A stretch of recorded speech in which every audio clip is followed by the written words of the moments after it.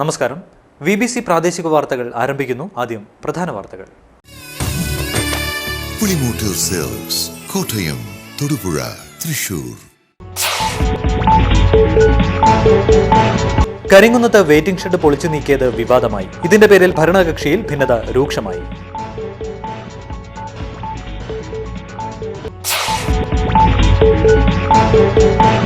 ഇളന്തേശം block പഞ്ചായത്തിന്റെ നേതൃത്വത്തിൽ പരിസ്ഥിതി ദിനാചരണം വിപുലമായി നടത്തും. ഒരുക്കങ്ങൾ പൂർത്തിയായതായി അധികൃതർ അറിയിച്ചു.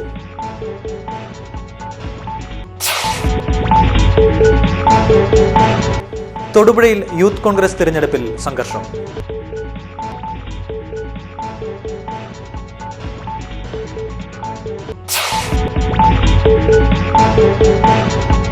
ഡെങ്കിപ്പനി പ്രതിരോധിക്കുന്നതിന് തൊടുപുഴയിൽ ഫോഗിംഗ് ആരംഭിച്ചു.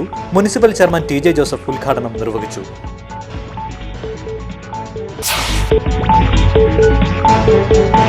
സംസ്ഥാന ജീവനക്കാരുടെ സത്യാഗ്രഹം തുടരുന്നു. ചൊവ്വാഴ്ച നടന്ന സത്യാഗ്രഹം N സദാനന്ദൻ ഉദ്ഘാടനം ചെയ്തു.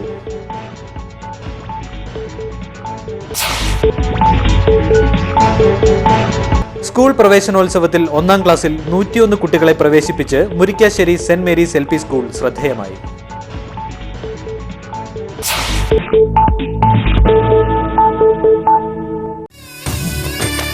പുളിമൂട്ടിൽ സെൽസ്, കോട്ടയം, തൊടുപുഴ, തൃശൂർ. വാർത്തകൾ വിശദമായി. കരിങ്കുന്നം ടൗണിലെ വെയിറ്റിംഗ് ഷെഡ് പൊളിച്ചു നീക്കിയത് ഭരണകക്ഷിയിൽ ഭിന്നതയ്ക്ക് കാരണമായി. പഞ്ചായത്ത് കമ്മിറ്റിയെ അറിയിക്കാതെയാണ് വെയിറ്റിംഗ് ഷെഡ് പൊളിച്ചതെന്നാണ് ആരോപണം. കരിങ്കുന്നം ടൗണിലെ വെയിറ്റിംഗ് ഷെഡ് പൊളിച്ചു നീക്കിയത് വിവാദമായി. ഗ്രാമപഞ്ചായത്ത് ഭരണസമിതി തീരുമാനമനുസരിച്ചാണ് വെയിറ്റിംഗ് ഷെഡ് പൊളിച്ചു നീക്കിയതെന്ന് പ്രസിഡന്റ് പറയുന്നത് വാസ്തവ വിരുദ്ധമാണെന്ന് ഭരണകക്ഷിയിലെ തന്നെ കേരള കോൺഗ്രസ് അംഗങ്ങൾ വ്യക്തമാക്കി. 2013 മെയ് 31 രാത്രിയിലാണ് വെയിറ്റിംഗ് ഷെഡ് പൊളിച്ചു നീക്കിയത്. 2012 ഡിസംബർ 12 പഞ്ചായത്ത് കമ്മിറ്റിയുടെ തീരുമാനപ്രകാരമാണ് വെയിറ്റിംഗ് ഷെഡ് പൊളിച്ചു മാറ്റിയതെന്ന് പ്രസിഡന്റ് ജിമ്മി മറ്റത്തിപ്പാല പറഞ്ഞു. ഇതിൻ്റെ പേരിൽ ചില ആളുകൾ ചില കോലാഹലങ്ങൾ ഉണ്ടാക്കുന്നത് പ്രത്യേക കാരണങ്ങളൊന്നുമില്ല, വ്യക്തിപരമായ എന്തോ വിരോധത്തിൻ്റെ പേരിലാണ് എന്നാണ് എനിക്ക് മനസ്സിലാക്കാൻ കഴിയുന്നത്. ഇത് ഈ കെട്ടിടം രാത്രിയിൽ പൊളിച്ചു എന്ന് പറയുന്നവരുടെ അറിവില്ലായ്മ എന്ന് മാത്രമേ എനിക്ക് പറയാൻ കഴിയൂ.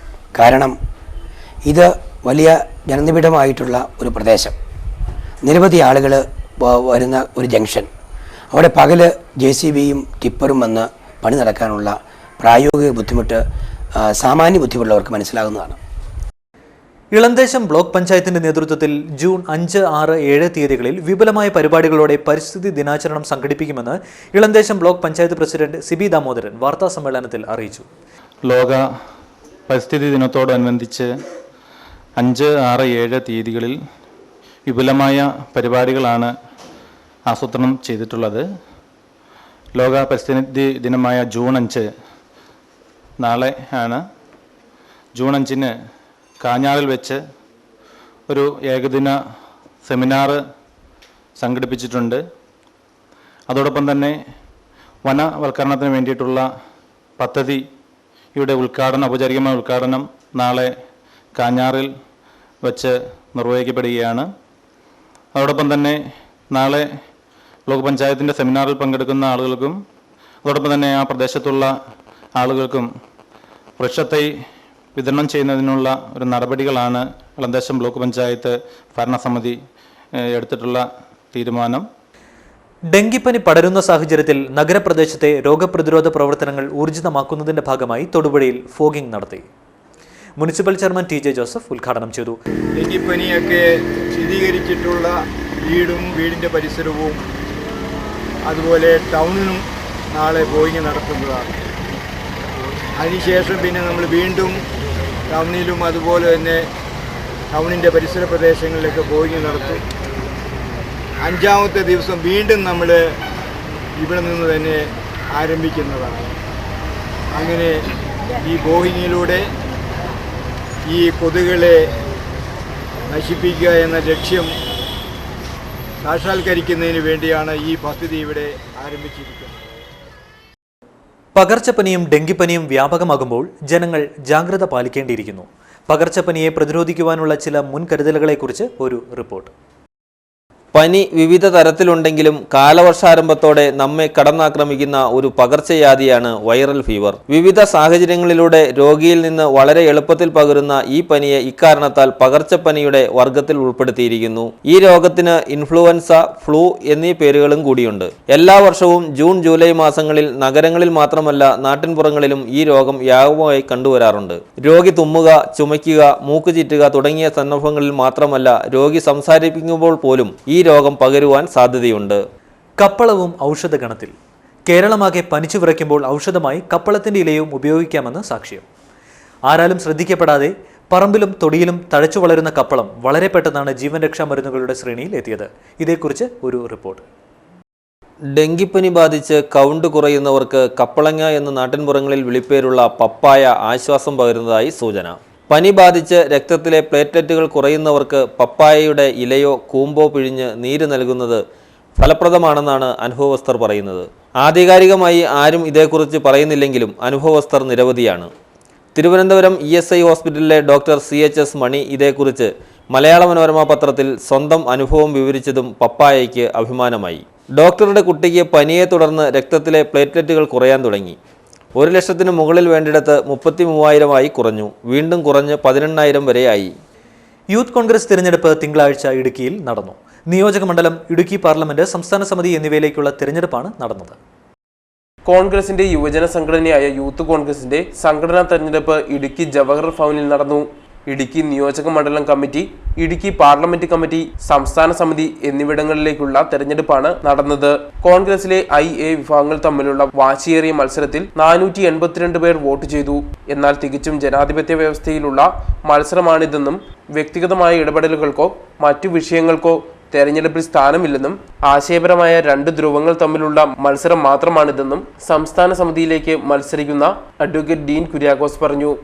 ഒരു ജനാധിപത്യ യുവജന പ്രസ്ഥാനം എന്ന നിലയിൽ യൂത്ത് കോൺഗ്രസിൻ്റെ പ്രവർത്തനങ്ങൾ പൂർണ്ണതോതിൽ അർത്ഥവത്താകുന്നത് ആഭ്യന്തര ജനാധിപത്യത്തിൻ്റെ പൂർണ്ണതയിലൂടെയാണ്. സംഘടനാ തെരഞ്ഞെടുപ്പിലൂടെ ആഭ്യന്തര ജനാധിപത്യത്തിൻ്റെ പരിപൂർണതയാണ് ഇവിടെ നടത്തപ്പെട്ടിരിക്കുന്നത്. രാജ്യം നേരിടുന്ന എല്ലാ വെല്ലുവിളികളിൽ നിന്നും യുവതലമുറയെ പ്രാപ്തമാക്കുന്നതിന് വേണ്ടി ഈ സംഘടനാ തെരഞ്ഞെടുപ്പ് ഉപകരിക്കും എന്നുള്ളതാണ് സത്യമായ വസ്തുത. തൊടുപുഴയിൽ യൂത്ത് കോൺഗ്രസ് തിരഞ്ഞെടുപ്പിൽ സംഘർഷം. AI ഗ്രൂപ്പുകൾ ചേരിതിരിഞ്ഞ് അടി നടത്തുകയായിരുന്നു. ശക്തമായ പോലീസ് സന്നാഹവും ഉണ്ടായിരുന്നു.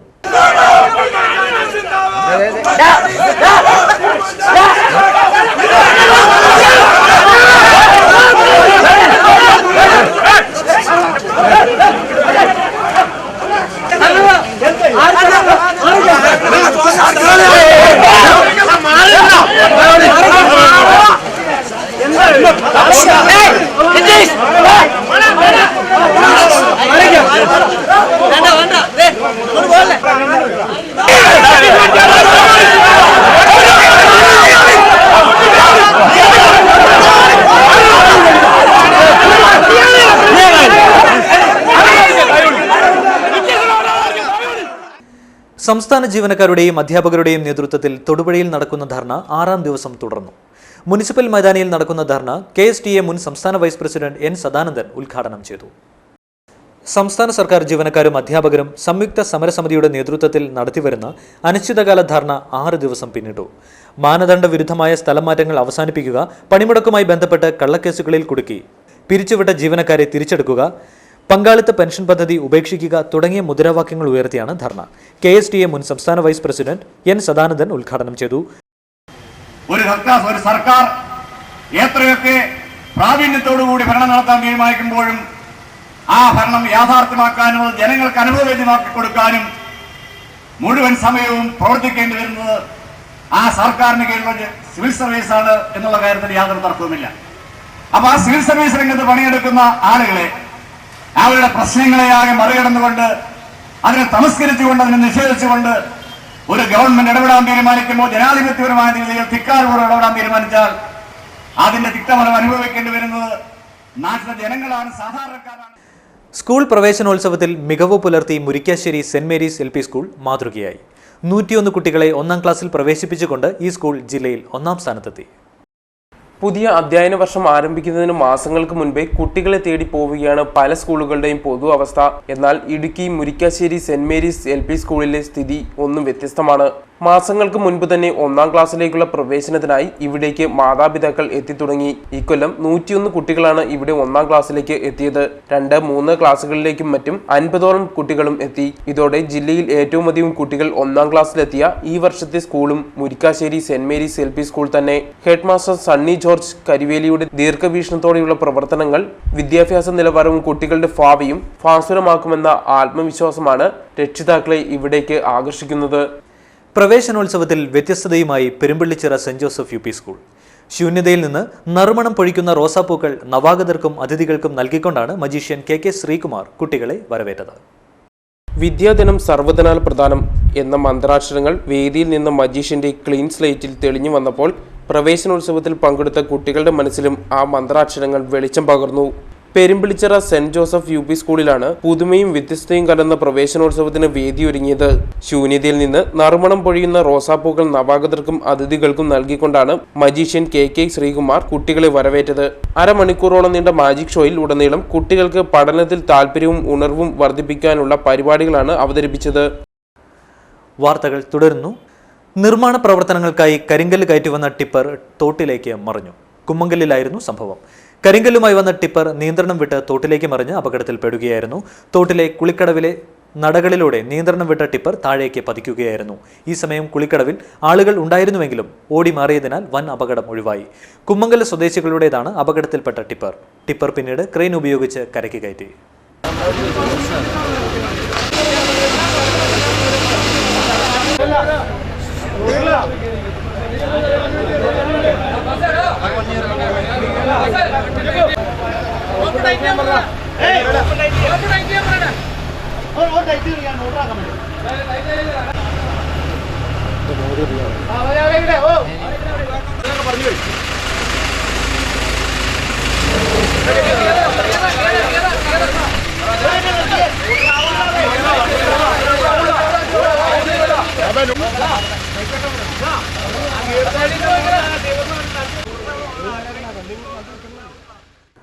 Thodupuzha municipal vice chairperson Subaida Saeed Muhammad രാജിവെച്ചു.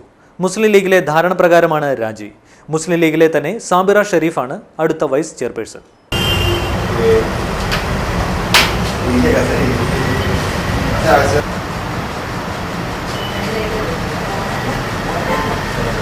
UDFിൻ്റെ തീരുമാനപ്രകാരം നമ്മുടെ പീരീഡ് തീരുകയാണ്. അതുകൊണ്ട് ഞാൻ രാജിവെക്കാൻ തീരുമാനിച്ചു. ഇടുക്കിയിൽ നിന്നും സ്ഥലം മാറിപ്പോകുന്ന Kerala Kaumudi bureau chief PR ബാലുവിന് ഇടുക്കി പ്രസ് ക്ലബ് നേതൃത്വത്തിൽ യാത്രയയപ്പ് നൽകി. ഇടുക്കി പ്രസ് ക്ലബ് ഹാളിൽ ചേർന്ന യോഗത്തിൽ പ്രസിഡന്റ് വിനോദ് കണ്ണോളി, സെക്രട്ടറി ജോൺസൺ വേങ്ങത്തടം, ഭാരവാഹികളായ ഹാരിസ്, സോളമൻ ജേക്കബ് തുടങ്ങിയവർ പ്രസംഗിച്ചു. ബാലു മറുപടി പ്രസംഗം നടത്തി. ഇങ്ങനൊരു യാത്രയയപ്പ് യോഗം എനിക്ക് എൻ്റെ കരിയറിൽ ആദ്യം. കാര്യം ഞാൻ ആലപ്പുഴ വർക്ക് ചെയ്തപ്പോൾ അതിന് കാരണം ഈ പ്രസ് ക്ലബിൻ്റെ കൂട്ടായ്മ തന്നെയാണ്. ആലപ്പുഴയിൽ ഞാൻ വർക്ക് ചെയ്ത് യാത്ര പറഞ്ഞു പോരുമ്പോൾ ഇതിനേക്കാൾ കുറഞ്ഞ ഒരുപക്ഷെ ഇതിൻ്റെ ഒപ്പം ആൾക്കാരുള്ള, പക്ഷെ അവിടെ ഇതിൽ കൂടുതൽ ഗ്രൂപ്പിൻ്റെ പുറത്ത് ബഹളങ്ങളൊക്കെ. കോട്ടയത്തു നിന്ന് ഞാനിങ്ങോട്ട് പോരുന്നു എന്നൊരു ആലോചന നടക്കുന്നതിന് മുമ്പ് തന്നെ എൻ്റെ മെമ്പർഷിപ്പ് ഇങ്ങോട്ട് ട്രാൻസ്ഫർ ആയ സംഭവമാണ്. ഒരുപക്ഷെ ഇത്രയും ഇപ്പോൾ അത് പ്രസ് ക്ലബിൻ്റെ പൊളിറ്റിക്സിലുണ്ടാകുന്ന സാധനങ്ങൾ, പക്ഷേ ഇത്രയും ആളുകൾ ഇവിടെ മത്സരങ്ങളുണ്ടായിട്ടുണ്ട്, എല്ലാം ഉണ്ടായിട്ടുണ്ടെങ്കിൽ പോലും ഒരു കുടുംബം പോലെ വിവിധ പത്രക്കാരുണ്ട്. അവസാനമായി പ്രധാന വാർത്തകൾ ഒരിക്കൽ കൂടി. പുളിമൂട്ടിൽ സിൽക്സ്, കോട്ടയം, തൊടുപുഴ, തൃശൂർ. കരിങ്കുന്നത്ത് വെയിറ്റിംഗ് ഷെഡ് പൊളിച്ചു നീക്കിയത് വിവാദമായി. ഇതിന്റെ പേരിൽ ഭരണകക്ഷിയിൽ ഭിന്നത രൂക്ഷമായി.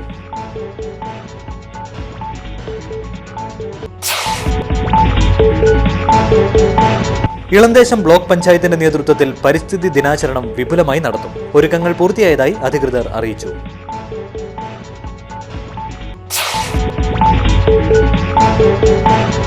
തൊടുപുഴയിൽ യൂത്ത് കോൺഗ്രസ് തിരഞ്ഞെടുപ്പിൽ സംഘർഷം.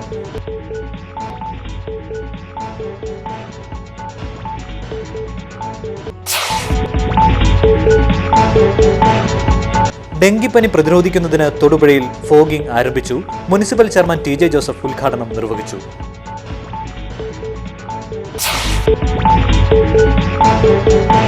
സംസ്ഥാന ജീവനക്കാരുടെ സത്യാഗ്രഹം തുടരുന്നു. ചൊവ്വാഴ്ച നടന്ന സത്യാഗ്രഹം N സദാനന്ദൻ ഉദ്ഘാടനം ചെയ്തു.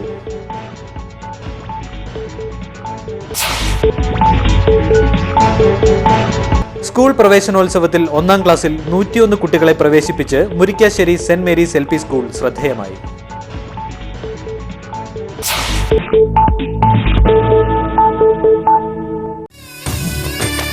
പുളിമൂട്ടിൽ സിൽക്സ്, കോട്ടയം, തൊടുപുഴ, തൃശൂർ. ഇതോടുകൂടി വാർത്താ ബുള്ളറ്റിൻ സമാപിക്കുന്നു. നമസ്കാരം.